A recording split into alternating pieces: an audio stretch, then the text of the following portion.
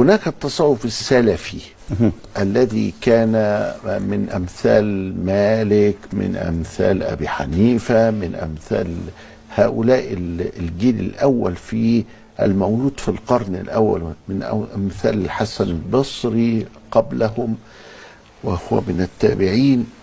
فهذا كان يسمى هذا العلم حينئذ بالزهد. والزهد لهناد بن السري، الزهد لأحمد بن حنبل، الزهد لفلان لابن المبارك، عبد الله بن المبارك إلى آخره، إبراهيم بن أدهم، الفضيل بن عياض، أمثال هؤلاء.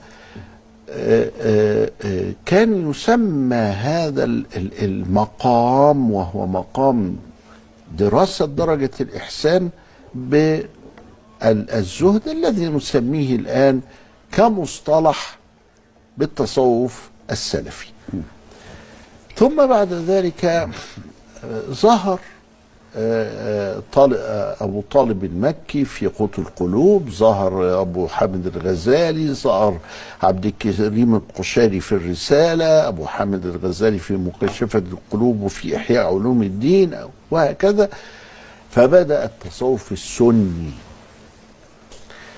وبعد ذلك وفي نحو القرن السابع الهجري بدأ يظهر تصوف آخر اسمه التصوف الفلسفي، وكتبوا مثل الجيلي في الإنسان الكامل، مثل الجيلي في الإنسان الكامل، مثل الجيلي في الإنسان الكامل، مثل القشاني في التفسير المنسوب خطأ إلى محي الدين بن العربي، مثل هؤلاء وهؤلاء، حتى أدركهم الغزالي وكتب فضائح الباطنية. ولم يرضى هذا الحال الذي جعلوا فيه المعنى الأصلي للقرآن معنى باطنيا.